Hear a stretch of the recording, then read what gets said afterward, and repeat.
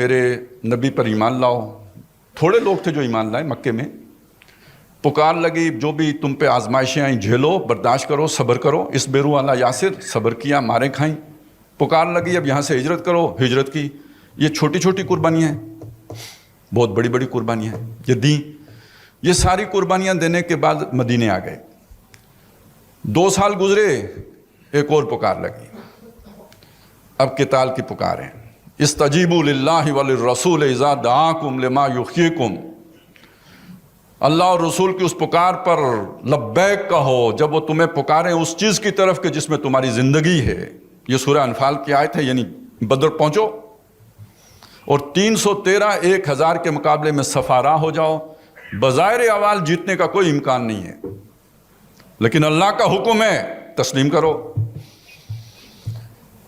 اب آپ سوچیں اگر یہاں پہنچ کر کوئی یو ٹرن لے لے، پچھلے سارے کیے کرائے پر پانی پھر جائے گا یا نہیں پھر جائے گا؟ بلا من کسب سیئۃ واحاطت بہ خطیئتہ فاولئک اصحاب النار هم فیہا خالدون. اسی طرح ایک بات میں اور آپ کے سامنے، ایک آدمی ہے نماز بھی پڑھتا ہے، روزے بھی رکھتا ہے، سب کچھ کرتا ہے، اقامت دین کی جدوجہد بھی کرتا ہے، سود خوری نہیں چھوڑتا. تو قرآن مجید یہ بات کہتا ہے یا نہیں کہ ومن عادا. اب جب اللہ نے یہ حکم دے دیا، تم تک پہنچ گیا، یہ معجزہ آ گئی تمہارے سامنے، اب اگر کسی نے اعادہ کیا یعنی دوبارہ سود کھایا، فاولئک اصحاب النار، آگ والوں میں سے ہو جائے گا.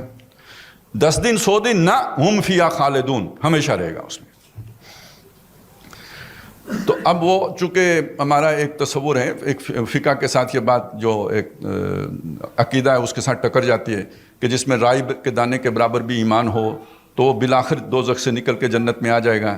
تو اب یہ مسئلہ کھڑا ہوا تو میں دیکھ رہا تھا کہ مفتی تقی عثمانی صاحب نے پھر اس کا حل یہ نکالا.